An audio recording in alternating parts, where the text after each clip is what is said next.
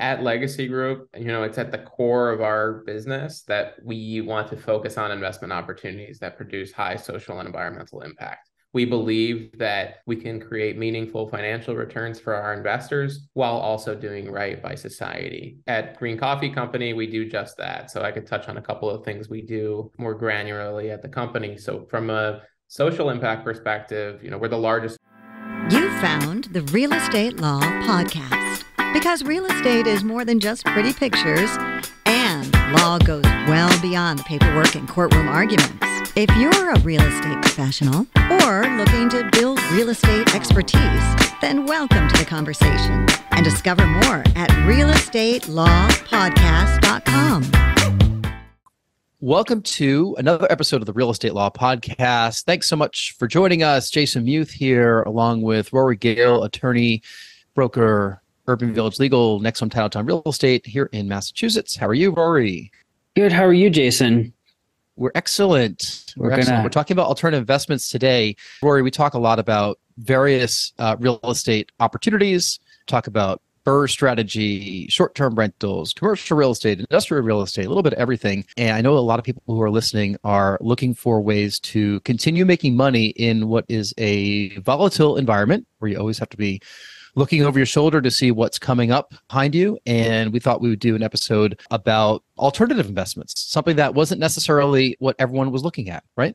Yep. And we're going to reach a little bit outside of our comfort zone today. I know we know short-term rentals, very intimately. We know the Northeast of the U.S. very intimately. So we're going to venture far afield. We're going to talk about investments outside the United States, farmland, and things that are way beyond our expertise. So that's why we're really excited to bring in Josh Ziegelbaum today to talk about what he's been up to in the, what we would call alternative investments. Yes, which, Josh, I'm sure you don't call it alternative investments because this is what you live all day, every day. Is that right? We still do. It is what I do every day. So it's not so much an alternative for me nowadays. It's the norm, but we definitely operate in the alternative investment space. Well, let's welcome Josh to the podcast. Josh is the Director of Investor Relations with Legacy Group, and he comes to us from super warm Florida, and my feet and fingers are very cold up here because we're recording in the winter in Massachusetts. So, Josh, welcome to the podcast. Jason, thanks for having me on the show. It's great to be here with you and Rory, and I'm looking forward to our conversation. Tell us a little bit about the types of investments that you and your firm work with and the types of investors who will put money into this. I think that it's a really great place to start, understanding what would be an alternative investment and, specifically what you guys are offering. And then the people who come to you guys and say, hey, I have some money to invest, whether it's, $50,000, $100,000, $1 million, whatever the numbers are that you're working with. Who are those types of folks as well?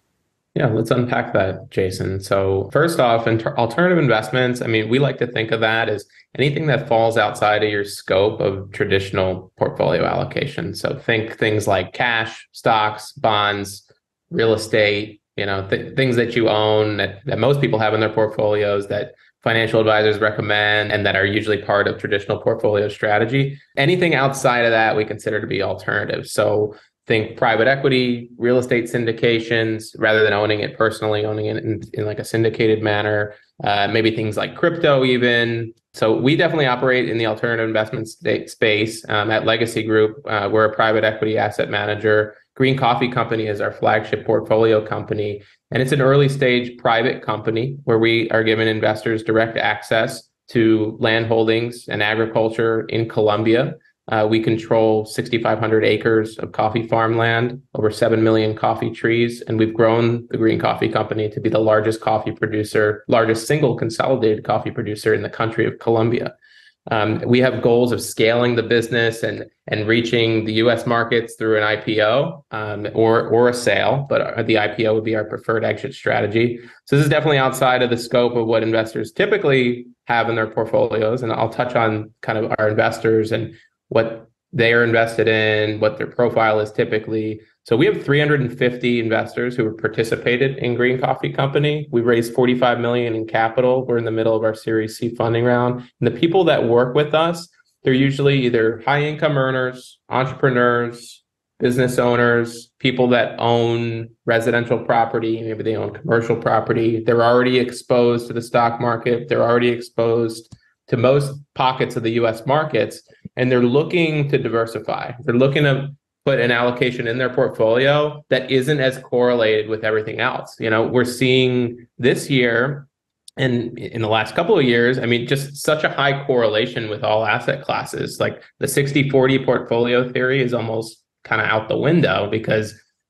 bond prices were going down while stock prices were going down. And the market is kind of acting very irrational in certain ways, right? So investors are looking for ways, not to necessarily sell out of their equities or move all their money out of cash, because investors are rightfully keeping money in cash nowadays, but they're looking for ways in which they can get exposure to other markets. Our investors are heavily allocated to US assets, whether it's anything that I just mentioned, the homes that they own, the businesses that they run, and they want to get in on early with direct placements in interesting companies that are disrupting industries. And all of our investors are accredited. So we have requirements, of course, on who we could accept into the business. Minimum investment's 100,000. So you can kind of think like, all right, well, who's typically investing in these? It's people that, our investors' net worth around 2 to 10 million is kind of the average, 80% Americans, but we have investors from all over the world. But these investors are rightfully concerned about what's going on economically on a macro level, and we are providing a solution to them in order to hopefully achieve outstanding financial returns in excess of the rest of their portfolio over the years to come. Yeah. So I know Green Coffee Company is your flagship investment at Legacy Group. And taking a deep dive into that probably illustrates who you are and what your goals are. But let's back up a second. And how did you find this investment? How did you come across this investment of all the other potential investments that were out there? Sure. So let me kind of take you back to the beginning, or close to it. So I studied economics at Rutgers University. I'm from the Northeast originally, pretty close to where you guys are at, but in New Jersey. Out of school, I started working in private banking. So I was with Wells Fargo Advisors for about 6 years. That brought me down to South Florida in 2018. After being here for about a year, I found the partners at Legacy Group, Cole Shepard and Adam Jason. They live and work out of Medellin, Colombia, not too far from me down in South Florida, but they're both US trained as well. One is a corporate attorney, the other is a corporate accountant by trade, and they've been living on the ground in Colombia since, I believe, 2015. So in 2017, Cole Shepard, the founding partner of GCC and one of the partners at Legacy Group, he founded the company, and it was birthed as an alternative to a passive real estate investment. So we had investors, US investors who were living and traveling around Colombia. They were interested in adding exposure to their portfolio. And we really built this product around the needs of a set of high net worth investors. They were looking for a collateralized asset play, one in which we could kind of spit off dividends on an annual basis that was backed by the land. And obviously coffee and Colombia are synonymous with one another. So we thought of no better place to start than there. So we founded the company in 2017. We did the first funding round in 2018. And the idea at the time was to buy some farms and grow coffee and spit off cash flow to investors. It grew multiples of that, and we've really just grown and scaled the company. The thesis has evolved. Now it's really a growth opportunity rather than an income-oriented investment. We issue common equity in a U.S. holding company. However, we deploy all the capital down there to build up our balance sheet. Being down there on the ground, the two partners, they just saw a tremendous opportunity for arbitrage, ways that we could pick up assets off market, add value. And, investors that work with us, they love that it's real asset backed. A lot of the people that work with us are real estate investors. So even though it's an operating company, it's very much a balance sheet business. And we're able to, with the exchange rate, when we started the project, it was under 2,500 to 1 Colombian peso per US dollar. Now we're approaching 5,000 to 1. So we've essentially doubled our buying power in a number of years. Coffee itself is a commodity that's denominated in dollars, and we sell it in Colombia and outside of the country. So there's a really interesting hedge here in investing there, particularly in coffee. And then, the region itself, ripe for disruption. The coffee industry is so antiquated and so like they operate in a manner with technology from decades ago, it seems, and we're bringing in world-class technology management teams and really kind of turning the industry on its head. And so a lot of reasons brought us there, but it was a company we found from the ground up because we saw that there was opportunity in the market and our investors had an appetite for it. And you mentioned accredited investors earlier. I went through that process a couple of years ago once I realized like what it was when people were asking for accreditation. Why don't you just go into that really quickly for people who are listening, thinking they know what that is, but don't exactly know what it means or takes to be an accredited investor? Of course, Jason. So here in the US, the requirement would be you could either meet it through income or net worth. Okay. So on the income side, it would be $200,000 a year in income as an individual or $300,000 a year if filing jointly. If you wanted to meet it as an investor on the net worth side, it would be $1 million or more net worth, excluding your primary residence. So we would validate that you meet either of those criteria in order to invest in an offering such as ours.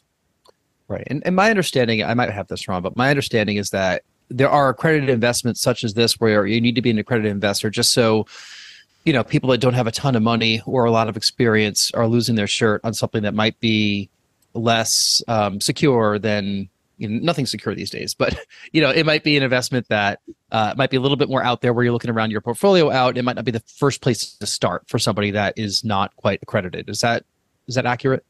That is accurate. And the reason, we have the offering structured as under Reg D 506C, which allows us to openly advertise, but we can only accept capital from accredited investors. And you kind of hit the nail on the head. I mean, we want to ensure that investors are sophisticated enough in order to make decisions to invest in projects such as these. This shouldn't be the first investment going into investors' portfolio. So for those who are like building up to the $1 million mark or just starting professionally and have modest income levels. Essentially, we want to protect them. These securities are inherently illiquid, so investors need to have substantial liquidity in their portfolio in order to meet their everyday needs. So you're right.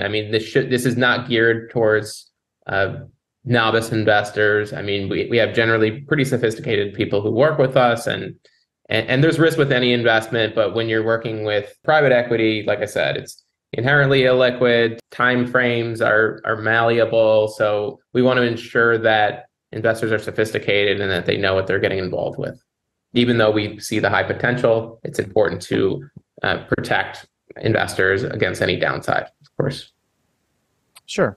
And, with 350 people investing already, how much did you say was raised? It's $100,000 or more per person, right? Was it 45 million? Is that what you We're at 45 million to date. Right. Yes. Yeah, I was doing the quick math. It was about 123,000 or so per person on average. I'm sure that some people are putting a lot in, some are putting in the minimum. But yeah, my hunch, if these are people that they have invest net worth of $2 to $10 million, they've probably done a couple deals themselves. They own a couple properties. They own some securities. And they're looking for the next thing, right? Investors are inherently itchy. There's not a single person on this planet that has money to invest who hasn't at least looked at crypto, right? They might look at it and say, I don't get this thing, or they might look at it and go all in or test it out. And this is clearly not crypto, but it's like the point is people will look at other things. If you have multifamily investors who I'm sure that are in your class of investors, maybe they've done a couple multis and maybe the market's soft right now, or it's hard to find a deal because, there's very little on the market that really cash flows correctly. And they're saying, hey, I'm sitting on a couple $100,000. I got to do something with it. Right. So that's maybe where you come in, right? Exactly. Yeah. We have a lot of investors who invest in multifamily and other syndicated projects, and they're looking to round out the portfolio, supplement some of that cash flow with some growth. Also, on the commercial real estate front, there's uncertainty everywhere now, but with the rising rate environment, it makes it challenging and it puts certain business plans and theses that people put together. Like if you want to refinance later, well, maybe that doesn't work anymore in terms of an exit strategy. So there's certain things going on in that space that are driving investors to look outside of it and to supplement what they have. You're right. Yeah, Rory and I talk about that a lot. You hit the nail on the head with refinancing. Boy, it's been like a decade of people being able to just kind of come in and out of real estate investments where, you're in at a certain low rate, you refinance it 6 months, 12 months, 18 months later, also at a kind of low rate. and on you go, right? But here we're in a situation where people are sitting on these loans of, 3% plus or minus a half basis point or so, and they don't want to touch it, right? They're not going to refinance that for a 7% loan, 8% loan, unless you really need to. I know. We're in the same boat right here. So, we're saying, geez, maybe next year it'll be a little bit different where I could actually refinance a couple of these properties. But, you just got to either sit tight and say, how do we free up money otherwise, or where do we put money otherwise, right? And this could be one of those places. Yeah, absolutely. I mean, I think that there are some brightness ahead in terms of where rates are going and kind of stability in the markets. I think, as the Fed sort of unwinds with the work that they've been doing with raising and they kind of switch gears, I think the conversation changes a bit. It just remains to be seen when that is. I mean, at least in the foreseeable future, we're expecting some additional hikes, but I think things will moderate in the next couple of years and we'll have more certainty in the market. But nevertheless, I still expect that we'll have interest in what we're doing. I'm looking at the Green Coffee Company, and we're calling it an alternative investment because of where it's located, because it's outside the traditional asset classes that we think about. But I know you've taken a lot of time to talk about your social impact, and in some ways that in itself is an alternative investment. Could you talk a little bit about your company's approach to its social impact, environmental impact, and is that something that is going to be important for any future investments that you make? Absolutely, Rory. I love that topic, and thanks for asking. So, I mean, at Legacy Group, it's at the core of our business that we want to focus on investment opportunities that produce high social and environmental impact. We believe that we can create meaningful financial returns for our investors while also doing right by society. And at Green Coffee Company, we do just that. So I could touch on a couple of things we do more granularly at the company. So from a social impact perspective, we're the largest employer in the town where we have our farms, the town of Salgar. It's about 2 hours outside of Medellin. We employ over 400 people full time. We provide real employment and formal benefits. So what does that mean? We pay into pensions. We pay people through bank accounts, not with cash. We offer health insurance, paid time off, care and leave for children. It sounds normal for us here in the US. We're like, oh, well, that's how things are done. It is not done like that in Colombian agriculture or in agricultural industry in general in Latin America. So we're doing a lot to lift up the communities and where we operate, pay fairly, provide education, housing. I mean, we're doing things that are not done in Colombian coffee. We're revolutionizing the way in which people are paid and employed in the industry. From an environmental perspective, we do a lot as well. So we reduce plastic by using biodegradable planting mechanisms. So we have some technology we brought in from Europe. It's an Elipot planting system. So we could plant the coffee trees without using plastics. Typically, coffee trees are planted in plastic bags, and it's just terrible for the environment. We're reducing a lot of waste there. We also use less water in our facilities than is typical. We're building out solar plants. There's just a lot on the environmental front as well. So we're not greenwashing. So this is at the core of the business where like everything we do is around impact, right? Obviously we want to make money, and that's that's kind of first and foremost. But as we're deciding, okay, what initiative do we want to pursue? We want to make sure that it checks all those boxes as it relates to ESG. Compare this to let's use a kind of an extreme example, like an arms dealer that donates 10% of profits to like a green cause. There's a lot of that in the market. Maybe that's an extreme version, but like companies that at the core of their business, they're an oil company, for example, or they do something like what I just mentioned. And then they have like an arm of the company that's ESG or impact or a percent donated. We don't think that that's real impact. So we're trying to smooth out the realities here of what it takes to be, a good company that does right by all stakeholders. It's like the casinos in New Hampshire, Rory, who have to give a percentage to the charity of the week, which is legit. It's posted in the casino, and they have to skim it off and give it to them. And that's how they get their license. Things I could think of, I'm thinking like a listener right now saying, hey, listen, I got $100,000. I want to do something else with it. The real estate market stinks. I can't find a good investment. And we're recording this at the end of the year. So this is going to come out in the next tax year, right? So, right now people are doing a lot of tax planning. We're recording this in December. So let's just say that, we're fast forward another year, investments like this. What is the pitch with why this would be good for somebody who might be looking to ease up their tax burden for the calendar year? Like, is there some advantage, Josh, that an investor might have? It's a good question, Jason. So while the investment is structured in the US and we're issuing common equity here, the assets on the balance sheet, at least now, we're planning, we didn't touch on this, but we're planning a US expansion with a roasting facility and more of a presence here as we look towards an exit. But at least now, with the assets being outside of the US, we're not able to take advantage of any depreciation or pass through depreciation for our investors. So it's most certainly a grow my net worth style investment as opposed to a tax advantaged investment. You see certain, use an ATM fund as an example where you get like full depreciation in year one or in the first couple of years. This is not that. It's very much a growth oriented investment, and we're not able to do anything on the depreciation front for tax planning. Now, we are able to have investment done in a self-directed IRA, and we have many investors who have elected to do that. So they'll make contributions into a traditional IRA or a Roth, or they'll use funds that are already in one, and they'll use that in order to invest with us. So investors could achieve some tax benefits there, investing in deals such as ours, whether it's us or with another asset manager through a retirement account. And then there's some inherent tax benefits there, I'd say. Sure. And we have talked about that on this podcast before. Rory, we've talked about investing in real estate using a self-directed IRA, haven't we? It works well for a narrow slice of the investors that are out there. So somebody with kind of enough assets for it to make sense to jump through the administrative hurdles to get there.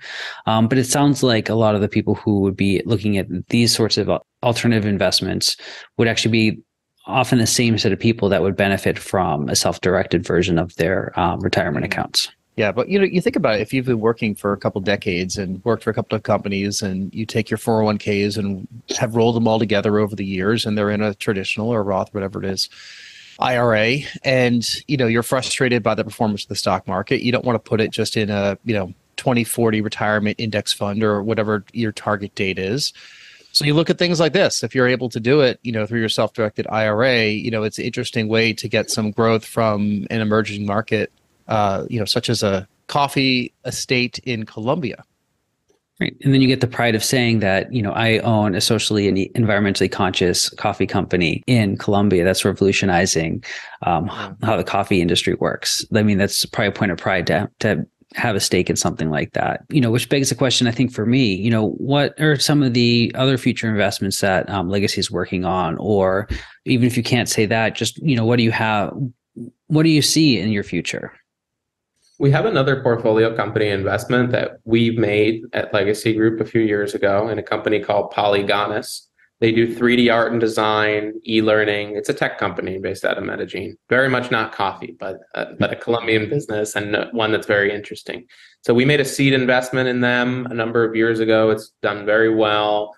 They do art and design for Netflix productions in Latin America, video games, things of that nature. It's a really cool company, but one in which we hope at the point in the future we might be able to bring to the investor base, depending on capital needs for the company. So there could be some possibility there for a funding round for Polygonus. Otherwise, we're very much focused on the short term with Green Coffee Company. We're targeting a 2026 exit. We have heavy expansion plans in the near term. But beyond that, I'd expect that we're further diligencing deals, and we always have our eyes open in ways in which we could invest in companies that we believe in and founders that we believe in, or in companies that we can build personally like we did here.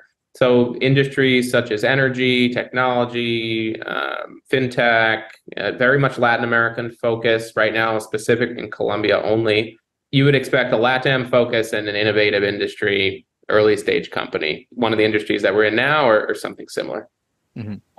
Josh, is there a community element at all to this for the investors? Like, do they ever get together? Is there, do they go check out the actual coffee growing? Can they do that? Or is it really just, looking for somewhere to park their money, and you got people all across the country and they don't really know each other, and that's fine? That's a good question, Jason. We absolutely host investor trips and tours. So I'm planning one for February right now with some of our top investors. They're coming down. We're meeting in Medellin. We're going to spend some time in the city, doing a full day out at the farms on Thursday.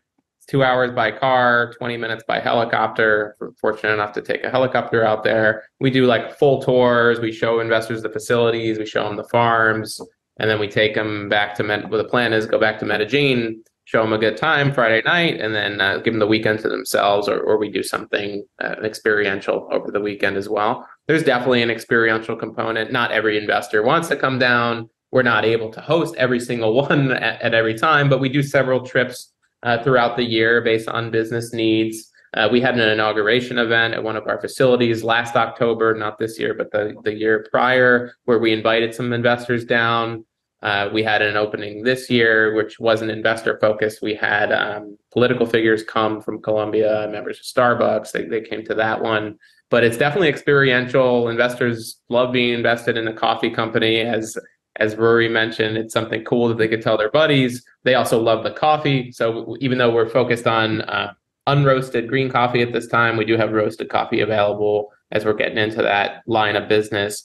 So investors have been given holiday gifts. So they're given, like, this year we're doing like coffee mugs from Yeti with fresh GCC coffee. It's definitely an experiential thing. So we do trips down to Colombia. We also do things in the US. For example, in Florida, we've done a couple like investor meet and greets or like Q&A in person, happy hour type thing. So we try and do that as well. And I'm looking to plan additional events in Florida and in Colombia in the months to come. And of course, everyone gets to meet Shakira, right? Of course. Yeah. Because she's everywhere in Colombia. How do you handle an investor class the size that you do, and if they have questions for you, or if they don't think the direction is right, or they want a different decision made? You're in charge of investor relations. I mean, it might be challenging when you give that many people, a voice. They're putting $100,000 in or more. It's a lot of money for them. They might want you to do X instead of Y. How does that get handled? So we do formal quarterly investor updates. We just had at the time of this recording, we had it 2 days ago. We had our Q3 investor update webinar, and we provide a written report. It's a summary of what we did for the quarter. We give consolidated financial statements, and then we do a Q&A webinar. We do that every 3 months for the entire investor base. If they're unable to make it, we send a replay of the webinar thereafter. In between that, we do newsletter updates. So typically every week, we send a newsletter out to our investor base. We also have others who are not yet invested, who are just following what we're doing. So I'd encourage anyone that's listening to this, if you want to follow along and hear updates about the company, we have a newsletter I can direct you to at the end of this recording here. But we're very communicative. So every week I'm giving value add content. I'm providing maybe videos from the farms, commentary around different updates that are going on, and then we plug in the formal updates every 3 months. Anyone could reply to those regular emails. They can schedule a call with me personally. I always make myself available to schedule one-on-one meetings with any of our investors. So they all have my calendar link. They have my contact information. We run a very tight ship. Being very communicative leads to, I don't want to say no questions, but less questions, right? Like, I'm not getting 50 questions a week on why is this happening or what's going on here. Usually it's great job on this. This is awesome. What does this look like? And they might ask like a little plug on some of the information that we're following. So people reach out. We usually get questions through email, so they can contact us anytime at our investor relations inbox. All the investors also have my phone number in order to get in touch with me personally. So we're very personal. I handle the onboarding directly with our investors, so they'll work with me from day one and through the entire period of their investment. Perhaps in the future we'll have a investor relations associate, but we run it a pretty tight ship now between myself and the two partners at Legacy Group. And we're always open and available and communicative, and it leads to I don't have a lot of people saying, I think you should run the business like this, to your point that you mentioned. If they do, we're happy to take that feedback. I always tell investors, if you have input on what we're doing, introductions that you think would be valuable to the company. I would love to hear that. And we always take it into consideration. Yeah.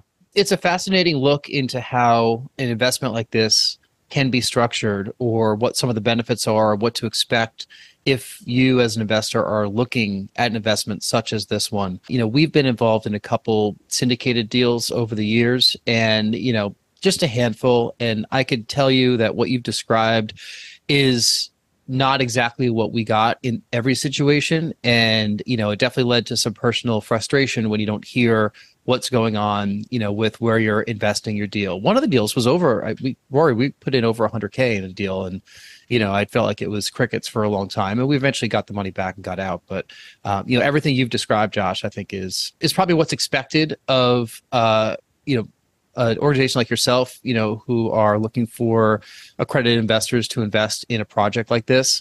And, if you're listening to this podcast and you have the money that you want to invest, with Josh or with another, similarly structured deal, I think everything you just described right there is what an investor should look for, right? They should ask those questions of like, what's the communication like?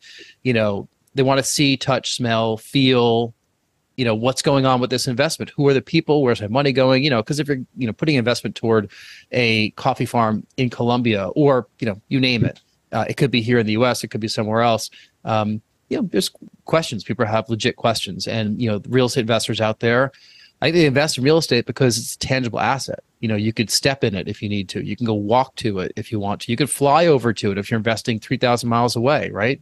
But there's something there. So, It's good that you actually have that level of communication with your investors. Before we get to the final couple questions, Rory, what are you thinking in terms of legal issues that anyone might want to think about before they go into investment such as this? And this is not legal advice. What question might be on your mind if I were to come to you and say, hey, I'm going to invest in a coffee farm in Colombia? Well, some of the things I'm first thinking about are the layers of syndication here to make sure that you're doing it correctly. And we hit on the topic of accredited investors, because making sure you're in line with all the securities regulations, I think it's something that can trip up a lot of smaller deals where they may not realize they're running afoul of the SEC rules. So there's that layer of syndications here. And then the way that they've structured it, if it's basically an American company that has assets abroad, it makes it a little bit simpler for American investors, because the corporate language and the corporate structures are going to be a little bit more familiar to them, even if the assets themselves are abroad. Convoluted, but I think the most important thing from the investor's point of view is how this syndication works, and making sure that they're investing correctly, and then making sure that it works with their tax strategy. Why don't we get to the final couple questions, Josh, and then you could tell everybody where they can reach out to you. We'll put everything in the show notes with links and everything. We asked you 3 questions of all the guests that appear on the podcast, just as a way to wrap things up and get to know you a little bit better. The first of these questions is, if you can get on stage for a half hour and talk about any subject in the world with zero preparation, what would that be? I would have to say alternative investments, particularly in Latin America. I've been comfortable on stage in the past with that. It's one I've done keynote speeches on. I've been parts of panels, and we do webinars all the time on the subject. I think I could do a 30-minute presentation with no preparation, hopefully with my eyes closed. But pretty confident that you can, based on what you've said so far today. Second question we have, tell us something that happened early in your life or career that impacts the way that you're working today. It's a good one. I love this question. So there are many things, of course, but something that comes or stands out to me, which is somewhat on topic here. When I was a private banker with Wells Fargo, a little earlier on in my career, or even the whole time I was, right? I was always working with high net worth clients, right? And one thing I noticed, a parallel between all of them, almost every single one of them, they invest in real estate. So it was a parallel that I saw, like, from the beginning of my career. Like, I was out of college, I started in an earlier role at the bank through the private banker role, and I just saw that all the time with every investor. And I was wondering, I'm like, how does this client get to wear shorts and I'm wearing a suit? I don't understand. Like, I was like asking myself these questions when I was like in my early 20s. So that really opened my eyes, just being exposed to clients every day. I managed a book of high net worth clients, and I was their relationship manager. They trusted me. They were telling me things that they were doing in their life. I just learned so much there. and like the power of leverage and the power of real estate, it was like really stood out to me early on, and the power of investing in general, right? So there's just so much out there that's outside of the typical portfolio strategy, right? Like if you're working with a financial advisor, which I was at the bank, right? A lot of the client has money. We could lend them money for real estate, but they can invest in a brokerage account. We can manage a brokerage for them. Well, that's not necessarily for everyone. And I noticed that, the people that took the money themselves and they invested in their own companies, or they invested in real assets themselves rather than bank products, they did way better than the other investors that had maybe $500,000 in a brokerage account. They come to see their advisor every 3 months to do a portfolio review. And then, it's just such a big difference. So those experiences with my clients early on really opened my eyes to investing, real estate, and the whole nine. Yeah. That's amazing that you're able to surround yourself with those types of high net worth individuals early in your career. What you learned right there is something that lots of people never learn, or they learn later on, not when it's too late, but when they wish they learned it earlier. So, you certainly had a head start there. And since we're talking about real estate law on this podcast all the time, we are firm believers in the value of investing in real estate. So, we're on the same page there. Likewise. Yeah. Finally, tell us something you're watching, listening to, or reading these days.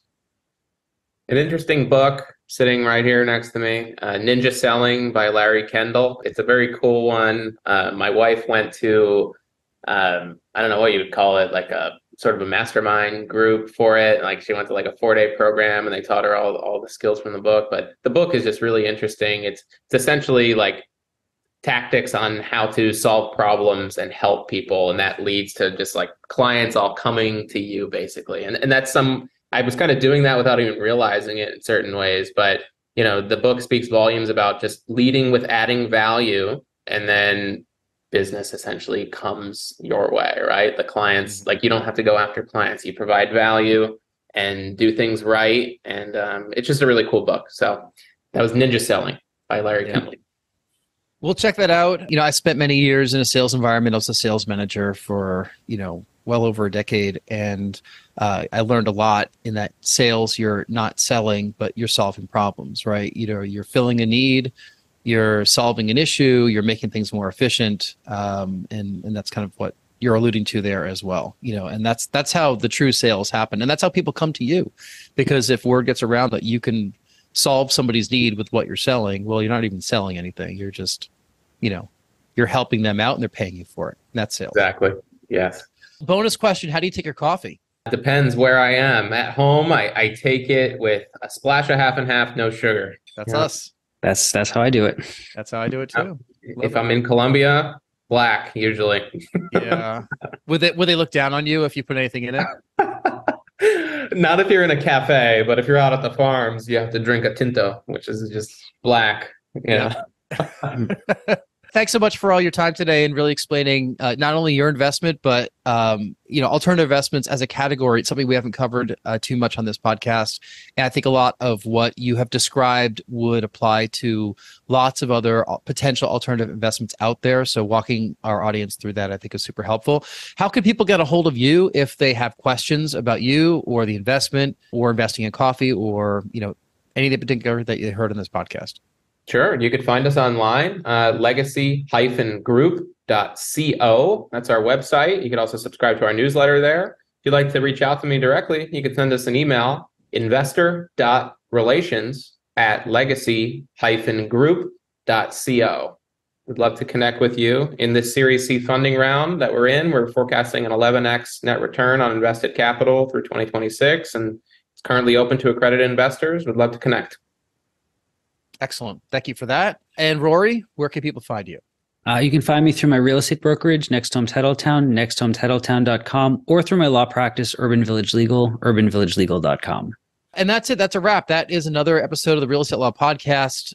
Thank you for listening. If you want to reach out to me directly, if you have questions about being on the podcast or questions about anything you've heard, you can reach me, Jason, at nexthometitletown.com. We're super excited that we had an episode that we focused on coffee. We love coffee. I have my Dunks right here because in the Northeast, everyone's got to have Dunkin' Donuts.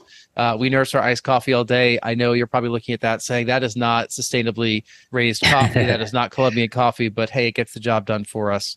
And, Northeasterners, as you know, having lived in New Jersey, we're hardy folks and we'll drink iced coffee all through the winter. So, oh yeah. So on behalf of Rory, Josh, thanks so much. Interesting and excellent conversation. Really appreciate it. Thank you for listening to the podcast. And if you've enjoyed it, if you could please give us a great review online or drop a comment on YouTube, we'd appreciate that as well. Thank you. That's it. Bye. You found the Real Estate Law Podcast because real estate is more than just pretty pictures and law goes well beyond the paperwork and courtroom arguments. If you're a real estate professional or looking to build real estate expertise, then welcome to the conversation and discover more at realestatelawpodcast.com.